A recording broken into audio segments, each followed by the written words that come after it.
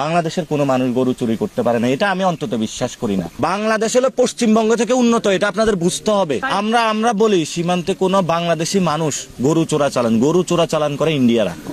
বাংলাদেশি মানুষ কেন গরু চোরাচালান করবে? আমরা বাংলাদেশে এই যে কোরবানি আসছে, আমাদের সব পশু দিয়ে আমরা বাংলাদেশে কোরবান দিতে পারবো। এবং সীমান্তে যে জায়গাটা, ওইখান থেকে তো তারা গরু পাঠায় এবং ওইখান থেকে তারা মাদক পাঠায়, ওইখান থেকে তারা হলো শাড়ি কাপড়। এখানে বাংলাদেশ হলো পশ্চিমবঙ্গ থেকে উন্নত, এটা আপনাদের বুঝতে হবে। এটা আমাদের ভুল ধারণা। আপনি ইন্ডেক্স রেশিও দেখবেন, ওইখানের মানুষ থেকে বাংলাদেশের মানুষ অনেক ধনী, তো তারা এই ধনীদের প্রতি চোখ পড়েছে বাংলাদেশের মানুষের কাছে কিভাবে বিক্রি করবে, এই জন্য হলো তারা সীমান্তে এগুলা পাঠায়। যে বয়ানগুলো আপনারা দিচ্ছেন, এগুলা দীর্ঘদিন ধরে মিডিয়া সন্ত্রাস করছে, শেখ হাসিনার এগুলা বয়ান উৎপাদন। এই বয়ান আমরা বিশ্বাস করি না।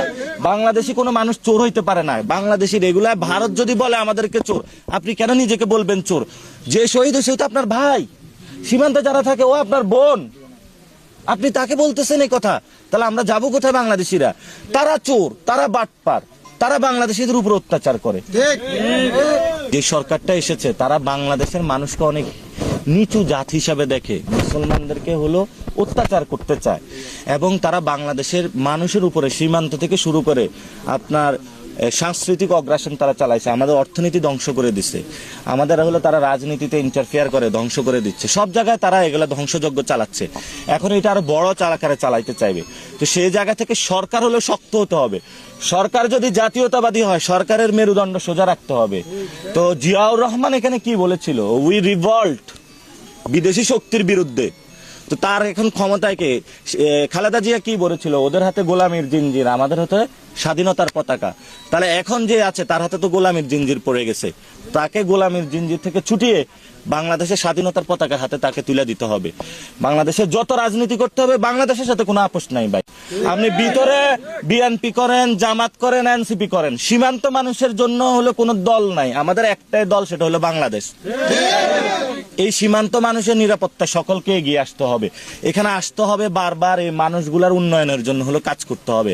আমরা সামনে যেটা করব, আমরা যারা বিশ্ববিদ্যালয়ে পড়াশোনা করে তাদেরকে বলবো, তোমরা হলো এক সপ্তাহ একদিন হলো সীমান্ত বাচ্চাদেরকে গিয়ে পড়াও, ওদেরকে স্বপ্ন দেখাও, তোমরা একটা সময় ইঞ্জিনিয়ার হবা, তোমরা একটা সময় বড় কিছু হবা। আপনারা যারা এখানে সাংবাদিকতা করেন, আপনারা জানেন যে ক্রাইসিসগুলো আপনারা খুব ভালো করে জানেন এবং এখানে অনেক যোগ সাজস, সরকারের অনেক লোক জড়িত। তারা যদি ফ্রেশ হয়ে যায়, ভারতীয় বাহিনী কোনোভাবে সাহস পায় না। আপনাদের মনে নাই বড়াই বাড়ির কথা? একটা বিজিবি পড়ছে, 10টা ফালাইছে, মনে নাই আপনাদের? তো বাংলাদেশের কি শক্তির অভাব আছে? আপনি মনে করেন ওরা আমাদের সাথে পারবে? তো এটা হলো তাদেরকে চাপিয়ে রাখা হয়েছে। দেখেন না, পিলখানা হত্যাকাণ্ডের মধ্যে ধ্বংস করে দেওয়া হয়েছে। এই যে মা বলতেছে আমার ছেলে মাছ ধরতে গেছে, যার জন্ম সন্তান, আর আপনি বলতেছেন সে হলো গরুর জন্য গেছে।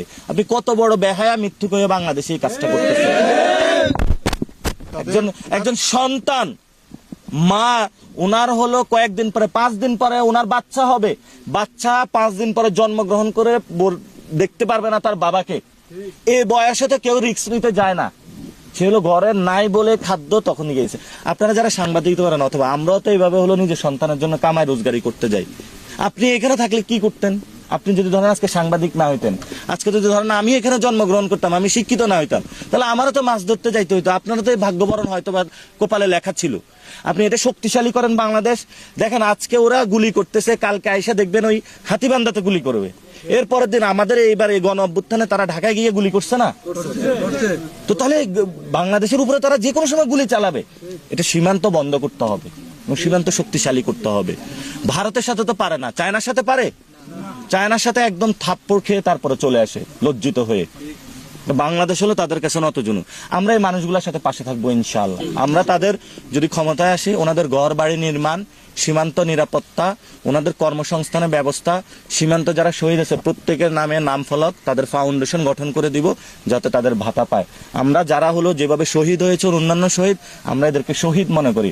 বাংলাদেশের কোনো মানুষ গরু চুরি করতে পারে না, এটা আমি অন্তত বিশ্বাস করি না। বাংলাদেশের মানুষের আত্মমর্যাদা আছে, ওরা করে ওগুলা আমাদের এখানে পাঠাইতে চায়, লোভ দেখাইতে চায়। আমাদের টাকা আছে তো এই জন্য ওরা লোভ দেখাইতে চায়। হ্যাঁ, পশ্চিমবঙ্গের মানুষের খুবই বাজে অবস্থা, আপনি যা খোঁজ করে দেখবেন।